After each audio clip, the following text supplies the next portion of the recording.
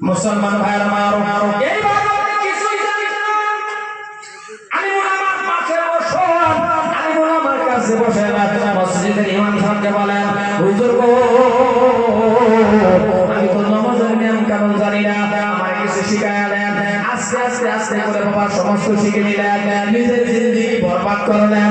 আপনি শিখছেন না বরবাদ, আপনি বাবা পারলেন না, এইবার আপনার কেদা জিন্দেগি বরবাদ করবেন না, আপনার ছেলের জিন্দেগিটা বরবাদ করবেন না, আপনার মেয়ের জিন্দেগিটা বরবাদ করবেন না। এদের জলদি করে বাবা মাদ্রাসায় পাঠায়া দেন, সুবহানী মাকতবের মধ্যে গুরুত্ব দেন। হ্যাঁ বাবা, জেনারেলের দরকার আছে, আপনি জেনারেল পড়ান। আপনার ছেলে ইংরেজি বলবে, এটা আমাদের গৌরব। আপনার ছেলে হিন্দিতে কথা বলবে, এটা আমাদের গৌরব। কারণ বাবা হিন্দির দরকার আছে, জেনারেলের দরকার আছে, ইংরেজির দরকার আছে। কারণ ইংরেজিরা যখন কথা বলে তখন দেখবেন ভালো লাগে না খারাপ লাগে? কোন ছেলে যদি ইংরেজিতে কথা কয় ভালো লাগে না খারাপ লাগে? ভালো লাগে, আনন্দ লাগে। ছেলে যখন ইংরেজিতে কথা কয় এই কমপ্লিট গুড আপনার প্রেজেন্ট সবাই বাড়াবাড়ি মানে ইংরেজিতে কথা বলে ভালো লাগে না? ভালো লাগে তো। রিস্কা বলো ইংরেজি কো, রিস্কা বলো তো, রিস্কা ওটা পড়ছিল ইয়া রিস্কা তে চালা এখন বলছে আপনি ভাগা ভাগা বলো সরি, এটা কিন্তু কোমরের দোষ আছে। কথা বলা আছে না? ইংরেজি খালি কই নাই তো না, শিক্ষা করো। আপনি এই জন্য ইংরেজি কোন দরকার, দুনিয়ার মধ্যে চলতে ফিরতে খাইতে আসামিসের ইংরেজি দরকার। আপনার আমার ছেলে উকিল, আলহামদুলিল্লাহ, সব পারে না, আমার কালাম না পারে না। আপনি যদি আবার ভাবেন যে আমি পারি না, আপনি জানো তো পারে না, সব হয়ে যাবে। এত সহজ, এত সহজ। তাহলে 14 বছর 15 বছর মানুষের বাড়ি এত কষ্ট করিয়া ফাঁকার মধ্যে শুয়ে শুয়া আপনি জামাতের মধ্যে আমি নিজে 18 জন সাথী হয়ে গেছি। কয়জন? 18 জন যুবক যুবক তাজরা তাজরা ছেলে, নিউ কুচবিহার, দার্জিলিং, সুলতাবাড়ি, মাথাভাঙ্গা, কলকাতা, মন্দারহাট। আমি নিজে গিয়া দেখছি লাইন দৌড়িয়ে বসায়া অনেকটা শুরু করলাম। আইসি ইউনিভার্সিটি মাস্টারও আছে 2 জন। আমি তো একটা জিজ্ঞাসা করলাম, ভাই কল বাহ ছেলে ওদের এই মুলা কালা উষা লম্বা সই বড় বড়। পরে মাঝে মাঝে আমি কি করতাম জানেন? পরে কইতাম ওই এক কাম হইছে, তুমি বারবার আমার দিকে চাইও না, আমার উপর কি ডর করে। আর ডর করবার কথা আপনি বিশ্বাস করেন, গাছ ধরে দেখলে আপনি ডরাই দেবেন। এমন আদমি না তো, মাথাও বড় সোহ লাল, ডর করবো না। নাই পরে যখন জিগাইলাম, হ্যাঁ আমার ইয়া কানা কানা, আমি ইয়া কানা রাস্তায় মানে জয় কানা কানা, ইয়া কানা কানা বলে। পরে আমি তুমিও কানা, তোমার দাও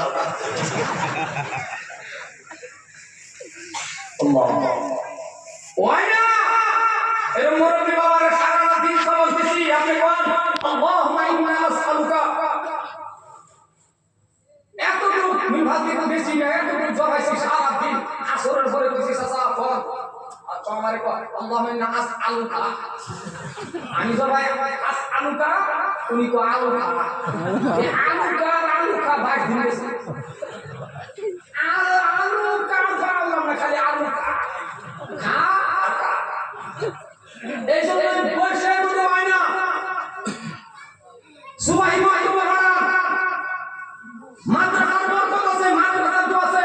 খোদার কসম খেয়ে বলছি, একটা মানুষ দাঁড়ান তো, আপনাদের বহুতের ফজরের নামাজ কাজা বাদ করেন না। মাদ্রাসার সারা ছাত্র শিক্ষকে 8টা চুরি লয়া শুয়ে রয়েছে ফজর বছর, একটা মানুষ করতে ওয়ালা আসামের মধ্যে এরকম রেকর্ড আছে না? কথাটা বলাটা বলে না। আমার মাদ্রাসার শিক্ষক ছাত্ররা ফজর না পড়ে 8টা চুরি শুয়ে রয়েছে আছে না? যদি দেখা যায় জিন্দেগি তার ওয়াজ করবে না, তাহলে আল্লাহর কালাম এরা শোনালে বলে আর আপনি বরকত আল্লাহ হ্যাঁ স্বাস্থ্যের দরকার আছে, বডিরও দরকার আছে। মুসলমান ভাইয়ের আমার এই জন্যই বলতেছে বন্ধু, হযরত ওমরের কথাটা বলার কারণ সংক্ষেপের ভিতরে আলোচনা শেষের দিকে যাইতেছি। এ ভাইজান শুনে না, হযরত ওমর যখন বলছেন কথাটা বলার লগে লগে বাবা রাখা রাখা উত্তর দিলেন, ভাই এই দেশের প্রেসিডেন্টের নাম ওমর। হযরত ওমর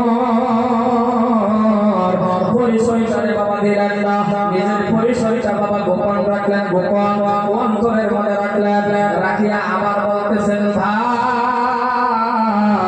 হযরত ওমরের ডাকে বলতেছে রাখাল বকরি বিক্রি করে নাও, মালিকে দেখবে না। এই কথা বাবা রাখালের ঈমান দেখেন, রাখালের তাকওয়া দেখেন, রাখাল বসার থেকে বাবা দাঁড়ায়া গেলেন, ডাক দিয়ে বলতেছেন সমস্ত রাখাল বাবা এক বাক্যে বলে ফেলে দিল, সমস্ত রাখাল সুন্দর করে বলে ফেলে দিল, ও যুবক কান খাড়া করে শুনো রে বাবা, ও মুরব্বি বাবা, তাকওয়া কারে কয়, ঈমান কারে কয়, আল্লাহর ভয় কারে কয়, আপনার আমার ভয়টা মিলায়া দেখেন, আর একটা রাখালের অন্তরের মধ্যে গো আল্লাহর ভয়। হযরত ওমর যখন ডাক দিয়ে বলতেছেন রাখাল বিক্রি করো, মালিকে দেখবে না, টাকা দিয়ে দেই, কিছু দিরহাম দিয়া দেই, এই কথাটা বলার লগে লগে সমস্ত রাখাল এক বাক্যে বলে ফেলেছেন এ ভাই শুনে মালিকে দেখবে না, মালিকে দেখবে না, কথা ঠিক আছে, কিন্তু মালিকের মালিক ওমরের মালিক আমার মালিক এমন একটা বেঈমানি কাজ যদি আমরা করব, হাজার হাজার বকরি মাঝখান থেকে বিক্রি করে নিলাম, কেউ দেখবে না, কিন্তু মালিকের মালিক ওমরের মালিক আমার মালিক এমন একটা বেঈমানি যদি আমরা করি গো আমার আল্লাহ তো দেখবে।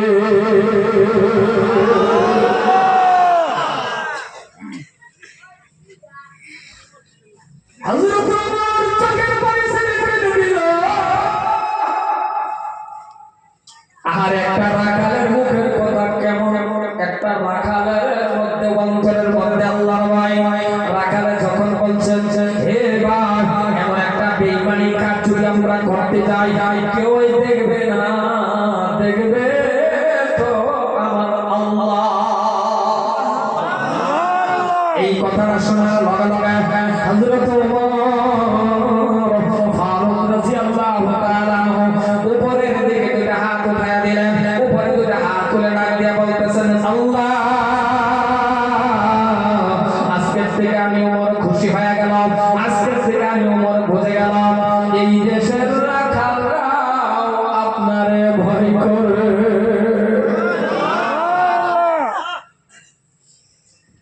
একটা রাখালের অন্তরের মধ্যে তাকওয়া, রাখালের অন্তরে বাবা ঈমানের কতটুকু পরীক্ষা বাঁধলো, একটা রাখালের অন্তরের মধ্যে দেখছেন আল্লাহর কত ভয়। ও যুবক ছেলেরা আপনার আমার অন্তরের মধ্যে বাবা অতটুকু ভয় নাই, যদি আপনার আমার অন্তরের মধ্যে অতটুকু ভয় থাকতেন, আপনারা যদি আল্লাহকে ভয় করে চলে নিতাম, তাহলে বাবা প্রত্যেকটা মানুষ কোনোদিন নামাজ ছাড়তেন না, আল্লাহকে সিজদা দিতেন, কারণ আজ না হোক কাল, কাল না হোক পরশু বাবা যাওয়াই লাগবে, এই দুনিয়া থাকার জায়গা না, এই দুনিয়াতে থাকতে পারবেন না, কুল্লু নাফসিন যায়িকাতুল মাউত, ইংরেজি কই মিনিস মতে যদি যাওয়াই লাগবে বন্ধু, তাহলে কবরের সামান আপনার আমার তৈয়ার করা দরকার আছে, কারণ কোন দিন জানি আপনার আমার ডাক পড়ে দাও, কোন দিন জানি আপনার আমার যাওয়া লাগে। কথা করে বুঝবেন রে বন্ধু, কেন কবরের সামান আমি তৈয়ার করতেছি না, একদিন একদিন তো কবরে যাওয়া লাগবে, আজকে কবরের সামান আপনার আমার তৈয়ার করতেছেন না। এই ভাইজান আজকে বাবা আল্লাহর কালামুল্লাহ শরীফ আপনি জানেন না, দুনিয়ার বড় বড় কিতাব পড়লেন, কত বড় বড় কিতাব আপনি পড়লেন, ইংরেজিটা পড়তে মুখস্থ করলেন, এত বড় বড় অঙ্ক মুখস্থ করলেন, কিন্তু আমার আল্লাহর কালামুল্লাহ শরীফ বাবা পড়তে পারেন না। আপনার মতন কফার মুসলমান জমিনে নাই, কারণ একটা এমএ পাস করতে গেলে কত কিতাব, একটা এমএ পাস যখন আপনি করেছেন কতগুলি কিতাব আপনি পড়েছেন, আপনি নিজেই বাবা বিবেচনা করেন, আপনি আমার কথাগুলি বুঝার চেষ্টা করেন। একটা ইংরেজি পাস বাবা, একটা হাই সেকেন্ডারি পাস ছেলে, একটা বিএ পাস ছেলে, একটা মাস্টার ভাই, একটা এমএ পাস, কত বড় বড় কিতাব পড়ছেন, দুই তিনটা আলমারি ভর্তি হয়ে যাবে, এত বড় বড় কিতাব পড়লেন। আমার আল্লাহর কালামুল্লাহ শরীফের থেকে 10টা সূরা মুখস্থ পারেন না? আপনি কেন পারেন না? এই বন্ধুরে আপনার তো এই বাবা 10টা সূরা জানার দরকার। যতটুকু শিক্ষা করা আপনার উপরে ফরজ আইন, যতটুকু শিক্ষা আপনি করেন ও এলাকাবাসী মানুষ যতটুকু শিক্ষা আপনার উপরে ফরজ আইন, পাক আর নাপাক, হালাল হারাম যতটুকু শিক্ষা করা আপনার উপরে ফরজ, যতটুকু শিক্ষা আপনি করেন। কারণ একটা সময় আসবে আপনার বাবা মারা যাবে, একটা সময় আসবে আপনার মা মারা যাবে, একটা সময় আপনি মারা যাবে, একটা সময় আসবে আমি মারা যাব। যখন আপনার বাবা চলে যাবে, যখন আপনার মা চলে যাবে, যখন আপনার দাদা চলে যাবে, একজন একজন তো আপনার চাইবে। কিন্তু আমার একটা দুঃখ হলো এমএ পাস করার পরে মসজিদে ইমাম সাহেবের কেন দরকার হয়? মসজিদে ইমাম সাহেব আসিয়া আপনার বাবার জানাজার নামাজ পড়বে, মসজিদে ইমাম সাহেব আসিয়া আপনার মার জানাজার নামাজ পড়বে। আপনি এত বড় বড় কিতাব পড়ে নিলেন, তিনটা আলমারি ভর্তি হয়ে যাবে, এত কিতাব পড়তে পারলেন, আপনি কেন আপনার বাবার জানাজা পড়াইতে পারেন না? আপনি কেন আপনার মার জানাজা পড়াইতে পারেন না? এরে ভাইজান খারাপ পাইবেন না, আপনার পায়ে ধরছি। আপনি জানাজার নামাজটা আপনি পড়ানি শিখে নিন, কারণ 4টা তাকবীর মাত্র, 4 তাকবীর জানাজা পড়তে হয়, মাত্র 4টা তাকবীর। বাবা তো লম্বা দোয়া না, ছোট ছোট কয়েকটা দোয়া আছে, এইটা আপনি শিখে রাখুন। কারণ আপনি যখন শিখে নেবেন, আপনি যখন শিখে রাখবেন, মসজিদের ইমাম সাহেব আসবে আপনার বাবার জানাজার নামাজ পড়াইতে। বাবা খোদার কসম ভালো করে শুনেন, মসজিদের ইমাম সাহেব জানাজা পড়াইবে, আপনার বাবার জানাজার নামাজ পড়াইবে, আপনার জানাজা পড়াইবে, বাকার বাকার জানাজা যখন পড়াইবে, আপনার মার জানাজা মসজিদের ইমাম সাহেব যখন আসবে জানাজার নামাজ পড়াইতে, এক ফোঁটা চোখে পানি আসবে না রে বন্ধু। আপনি আমাকে বলছেন আপনার বাবার জানাজার নামাজ পড়ানোর জন্য আমি যদি 1 ঘন্টা পর্যন্ত দাঁড়ায়া আপনার বাবার জানাজার নামাজটা পড়াইয়া দিই, এক ফোঁটা চোখের পানি আসবে না। আমি যদি আপনার বাবার জানাজার নামাজ পড়াই, আপনার চোখের পানি আসবে না। আপনার মার জানাজার নামাজ পড়াইবো, এক ফোঁটা চোখের পানি আসবে না। আর যদি আপনার ছেলে বাবা মাদ্রাসায় পড়া থাকে, আপনি যদি নিজেও পড়া থাকেন, আপনি বাবা কতটুকু শিক্ষা করেছেন জানাজার নামাজ পড়াইতে পারেন, আপনি জানাজার সামনে দাঁড়ায়া যান, আপনার বাবাকে সামনে রাখিয়া, আপনার মাকে সামনে রাখিয়া, পিছনে কত হাজার মানুষ আছে দেখার দরকার নাই। কারণ যদি অন্য অপরে জানাজা পড়া 10,000 মানুষের জানাজা পড়াইলো, সব পাইবে রে বাবা। আর যদি আপনার ছেলে বাবার সামনে রাখিয়া, মাকে সামনে রাখিয়া, নিজের সন্তান যখন বাবাকে সামনে রাখিয়া, মাকে সামনে রাখিয়া যখন জানাজার নামাজ পড়াইবে, শিক্ষিত সমাজ আপনি বলেন তো, ছেলে যখন বলবে আল্লাহু আকবার বলে নিয়ামত করবে, তাকায় দেখবে এটা বাবা, তাকায় দেখবে এটা মা,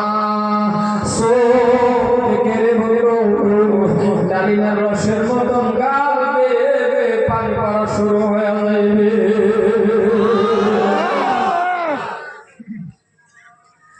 2 নম্বর তাকবীর যখন বলবে আল্লাহু আকবার, নিয়ত করে তাকায় দেখবে এটা আমার বাবা, জীবনের শেষ বিদায়। এই আদরের বাবা মানুষের ঘরে ঘরে কাজ করে করে করে আমার লেখাপড়া করাইছে। এই আদরের মা মানুষের ঘরে ঘরে কাজ করে করে আমার লেখাপড়া করাইছে। এই আদরের মাকে যখন বিদায় দিতেছে, এই বাবাকে যখন বিদায় দিতেছে, চোখ থেকে পানি বাহির হয়ে যাইবে। আল্লাহ পাক রব্বুল আলামিন বলে, এই বান্দা কান্দিস না, আমি আল্লাহর কুদরতি রুমাল দিয়ে তোর চোখের পানি মুছে দিলাম, তোর বাবার গুনাহ আমি আল্লাহ মাফ করে দিয়েছি। এই জন্যই এমএ পাস খারাপ পাইবেন না, আপনি বাবা অতটুকু শিক্ষা করেন। এইবার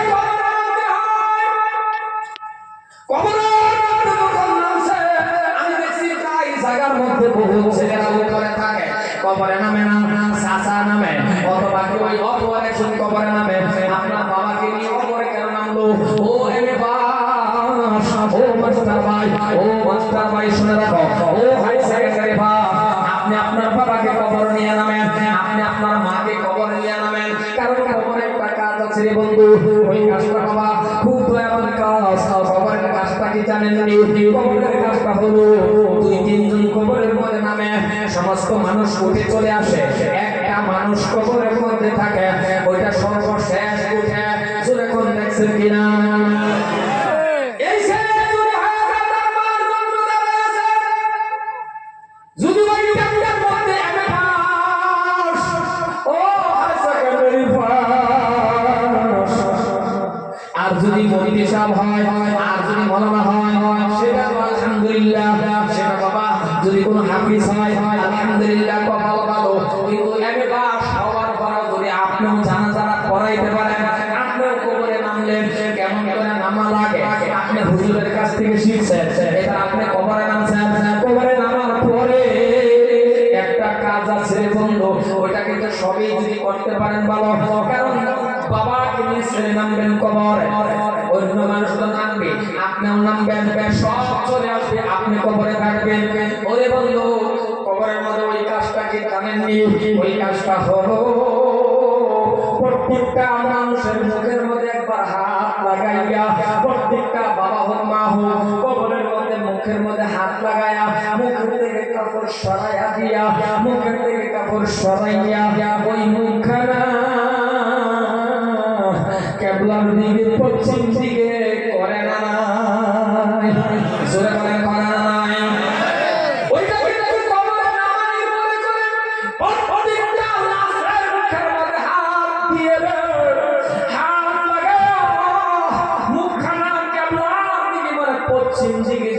করে দেয় ওই টান্ডার মধ্যে অপরে যখন মুখের মধ্যে হাত দিয়ে কোন সময় খালি ক্যাবলার দিকে করবে, ক্যাবলার দিকে করে চলে আসবে, আর ওই টান্ডার মধ্যে কোন ছেলে যদি বাবা মুখের মধ্যে হাত লাগাবে, কোন ছেলে যখন মা মুখের মধ্যে হাত লাগায় দেবে, যখন ছেলেটা বাবার মুখের মধ্যে হাত লাগাবে, ছেলে যখন মার মুখের মধ্যে হাত লাগাবে,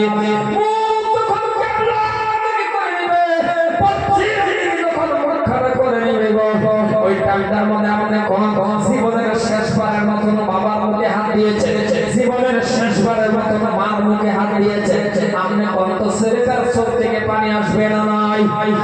প্রত্যেকটা সন্তানের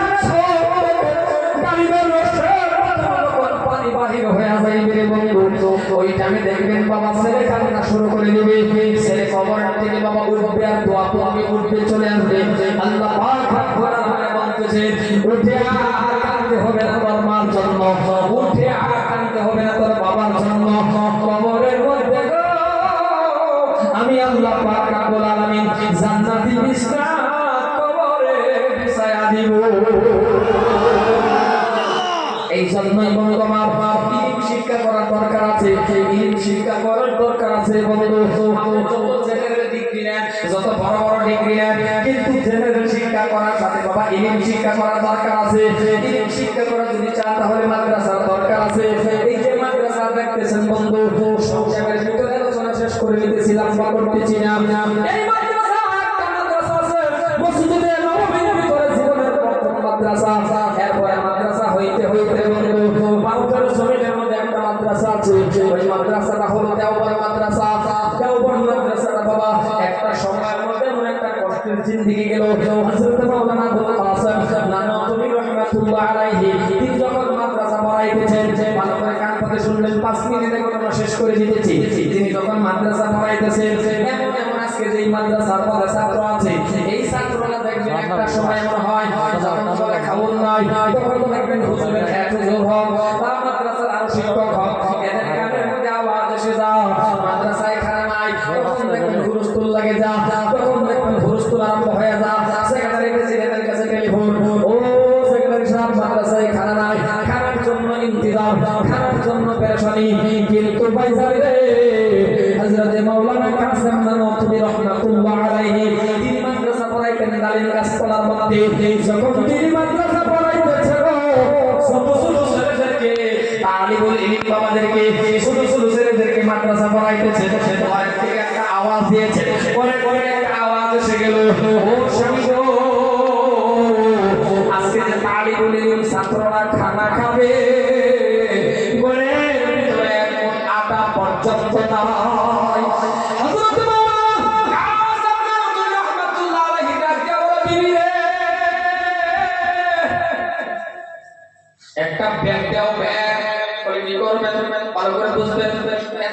আল্লাহর ওলি বুজুর্গ ব্যক্তি মাওলানা কাসেম নানাতুরি রাহমাতুল্লাহ আলাইহি জিনাকে বিশ্ব নবী স্বপ্নের জায়গা দেখায় গেছেন ওই জায়গাটার মধ্যে দেওবন্দ মাদ্রাসা করছেন হযরত মাওলানা কাসেম নানাতুরি আল্লাহর ওলি বুজুর্গ ব্যক্তি ডাক দিয়া বলে বিলে ব্যাগ দাও ব্যাগ বলে কি করবেন বলে এই ব্যাগ নিয়ে আমি দিল্লি শহর তন্ন তন্ন তন্ন করে ঘুরবো কিছু না কিছু খাবার ব্যবস্থা করব কারণ নবীর ওয়ারিস তালিবুল ইলম কুরআন পড়নেওয়ালা এরা যদি না খায়া ঘুমায়া যায় আসামি কাকরার মধ্যে যদি আল্লাহ আমার কষ্ট করে দাঁড় করে আমি আমার আল্লাহর কাছে কি জবাব দিব ভালো করে শুনবেন আজকে যদি এই মাদ্রাসার কোনো ছাত্র যদি না খায় ঘুমায় যায় এলাকার মানুষ আল্লাহর কাছে আসামি হওয়া লাগবে রে বাবা আল্লাহর কাছে জবাব দেওয়া লাগবে আল্লাহর কাছে আপনার আসামি বানাইবে কারণ কুরআন পড়নেওয়ালা ছাত্র তালিবুল ইলম কত দামি জানেন এই তালিবুল ইলমের মাথার মধ্যে যদি কোনো মানুষের হাত রাখলে নবী বলে গো ও আমার তালিবুল ইলমের মাথার মধ্যে হাত দেওয়া আমি নবীর মাথায় হাত রাখা হয়ে গেছে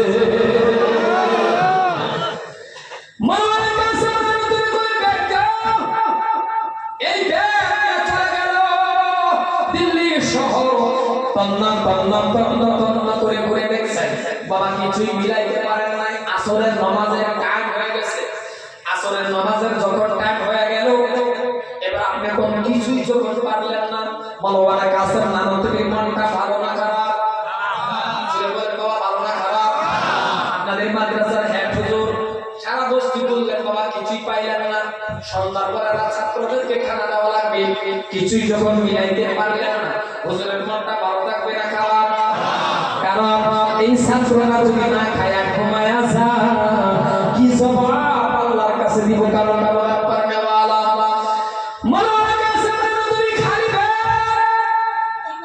মনটা একেবারে ব্যস্ত খালি ব্যাগ নিয়ে বাবা বাড়ির দিকে রওনা হয়ে গেছে মুসলমান ভাইরা হঠাৎ করে তিনার চোখ থেকে পানি পড়া শুরু হয়ে গেছে তিনি মনে মনে ভাবতেছেন মেহনত করা লাগে করছি কিন্তু পাই নাই কি জবাব দেব আল্লাহর কাছে চিন্তা করতেছেন খালি ব্যাগ নিয়ে যদি বাড়িতে চলে যায় নবীর ওয়ারিস কুরআন পড়নেওয়ালা এরা দেখি হুজুরের হাতের মধ্যে খানা নাই প্রত্যেকটা ছাত্র চোখের পানি ফেলে ফেলে দিবে কি জবাব দেব রে বাবা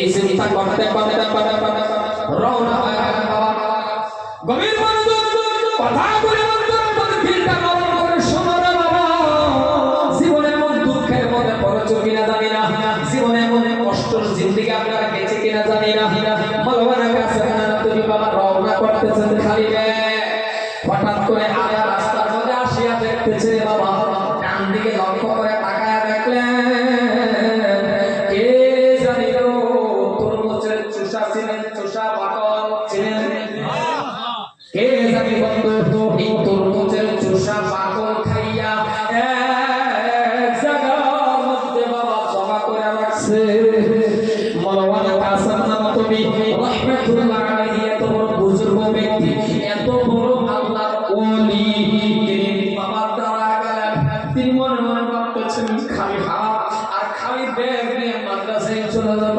শুধু শুধু ছাত্ররা না খায় ঘুমাইবে কি করব টেনশনের মধ্যে পরে বন্ধ তিনি দ্বারা গেলেন এই তরমুজের চোষা বাকলগুলি বাবা ব্যাগের ভিতরে পড়লেন সেন মারলেন বিশাল বড় একটা টোপলা বানাইলেন বিশাল বড় একটা গাঁটি বানাইলেন ওই গাঁটিখানা মাথায় নিয়ে রওনা হয়ে গেল মাদ্রাসার কাছাকাছি যখন গেছেন ছাত্ররা তো আর জানতেছে না মাওলানা কাসেম নানাতুরির গাঁটির ভিতরে তরমুজের চোষা আর বাকল ছাত্র তো আর জানে না প্রত্যেকটা ছাত্র একসাথে ছাত্ররে দেখিয়া বলে তাকায়া দে আমাদের হুজুরের মাথা মধ্যে অনেক গুলি খাও প্রত্যেকটা ছাত্র গুলি হয়ে গেল হঠাৎ করে ঘরের ভিতরে ঢুকছে ঘরের ভিতরে যখন ঢুকলো, এবার আপনি এখন স্ত্রী তো খুশি হয়ে যাবে, কারণ স্বামীর মাথায় কি, স্বামীর মাথায় কি ব্যাগ ভর্তি খাওয়া, কিন্তু ব্যাগের ভিতরে যে তরমুজের চোষা আর বাকল, এটা তো ছাত্ররাও জানে না, স্ত্রীও জানে না। ডাক দিয়া বলতেছেন, বিবি গো, ও স্ত্রী নামাও। নামাইলেন, বাবা সিট খুললেন, খুলিয়ে দেখেন ও তরমুজের চোষা আর বাকল। ডাক দিয়া বলতেছেন, স্বামী গো, এটা কি আছেন? বলে তরমুজের চোষা আর বাকল, কি করব? মনে কাছে তুমি চোখের পানি ছেড়ে ডাক দিয়া বলে, বিবি রে,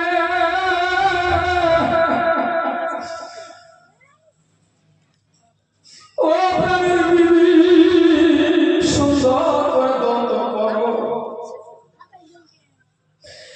সুন্দর করে দন্ত করার করো, পানি বেশি তো বানাও, লবণ দিয়া বলতে বানাও, লাইন ধরে তালি বলি, নবীর ওয়ারিস কুরআন পড়নেওয়ালা লাইন ধরে বসায়া এক চামচ করে খাইতে দাও। স্ত্রী ডাকে বলে, স্বামী গো, তরমুজের চোষা তো মানুষে খায় না, এই তরমুজের চোষা বাকল খাইতে হবে আর ছাগলে, আর আপনি বলছেন আমি কোরআন পড়নেওয়ালারে খাইতে দিব। মলবানের কাছে জানো তুমি, চোখের পানি মুছার বলে, বিবি আমিও তো জানি তরমুজের চোষা বাকল কোরআন পড়নেওয়ালারা খায় না, আমিও জানি, কিন্তু বিবি রে কি করব, কি করব, কিছুই ছিল না, আমি কি করব? এই তরমুজের চোষার বাকল নিয়ে আসছি, তুমি সুন্দর করে ভর্তা বানাও। বন্ধুরে আমার ভাই আমার, সুন্দর করে ভর্তা বানাইলেন, ভর্তা বলছেন তো, সুন্দর করে ভর্তা বানাইলেন, আর লাইন ধরে তাড়ি মারি ছাত্রের বসায় দিলেন।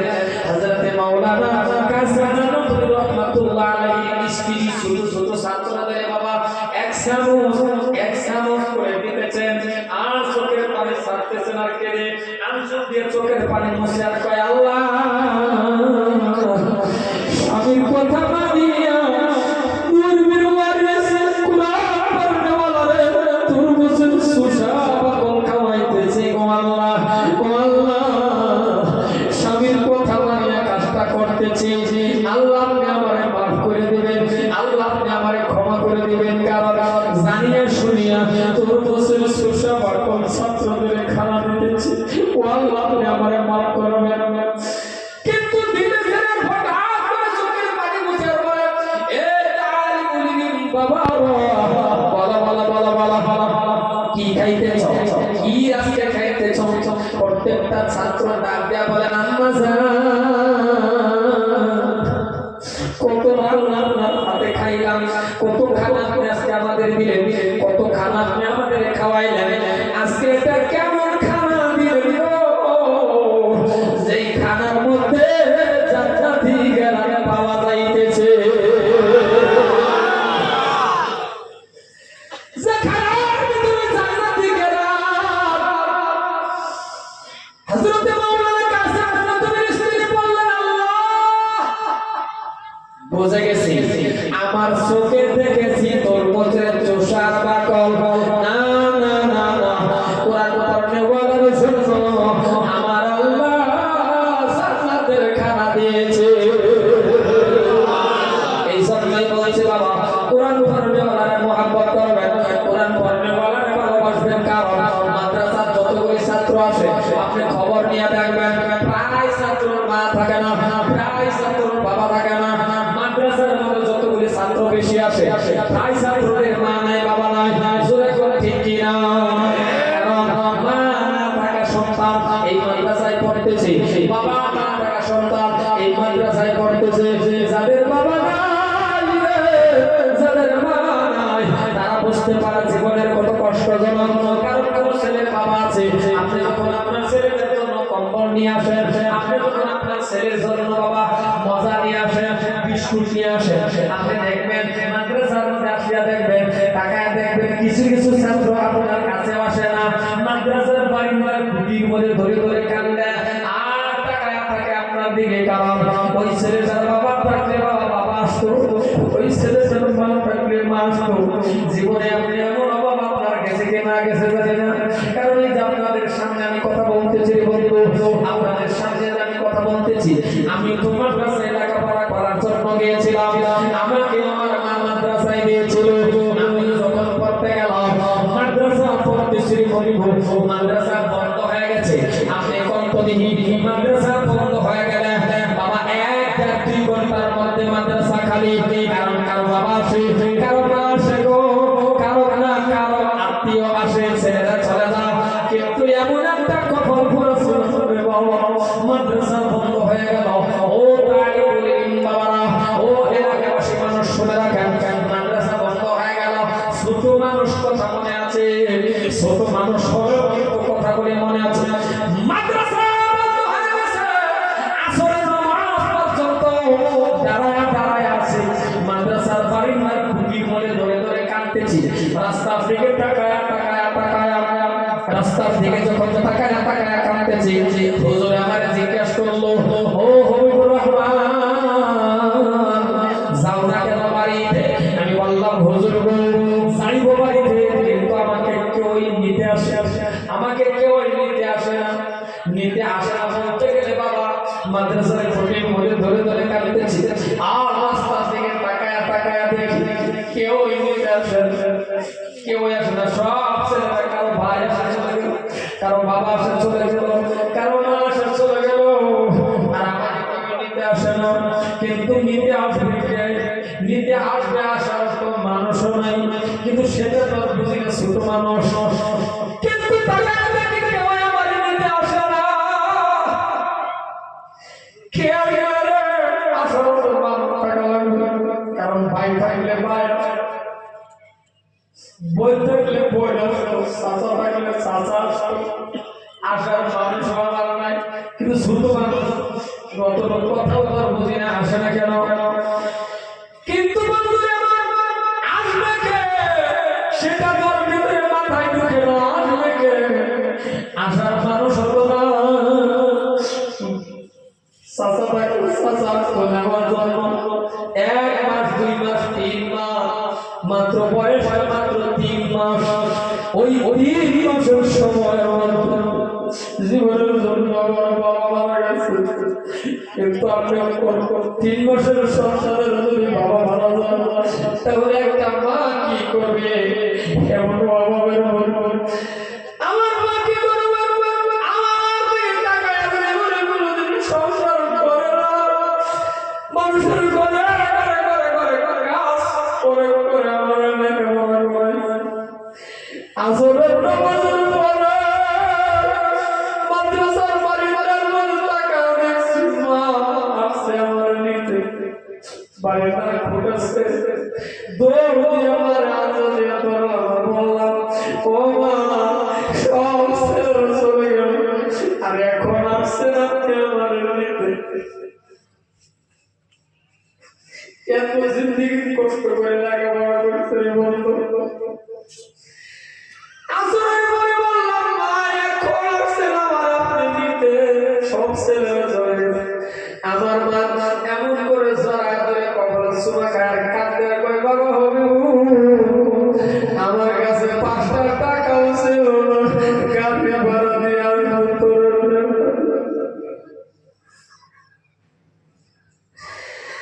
তারপরে আমার মার কাছে 5 টাকাও ছিল না, গাড়ি ভাড়া দিয়ে আমার দিবে। 20-25 কিলোমিটার রাস্তা হাইটা হাইটা আসছে আমাকে নেওয়ার জন্য। যাদের বাবা থাকে না, যাদের বাবা থাকে না, আপনার মাথা থেকে সাথী করে গেল, আপনি বুঝবেন 10টা টাকার জন্য বাবা দাঁড়ায় থাকা লাগবে, মানুষের কাছে হাত পাতা লাগবে, আপনার দাঁড়ায় থাকতে লাগবে। এই জন্যই বাবা মা থাকলে দাম দেন না, বাবা মা থাকলে বাবা দাম দেওয়া লাগে, বাবা মাকে সম্মান করা লাগে, বাবা মাকে ইজ্জত করা লাগে। কারণ বাবা মা যদি দোয়া করে সেই দোয়া আল্লাহ পাক রব্বুল আলামিন সেকেন্ডের মধ্যে কবুল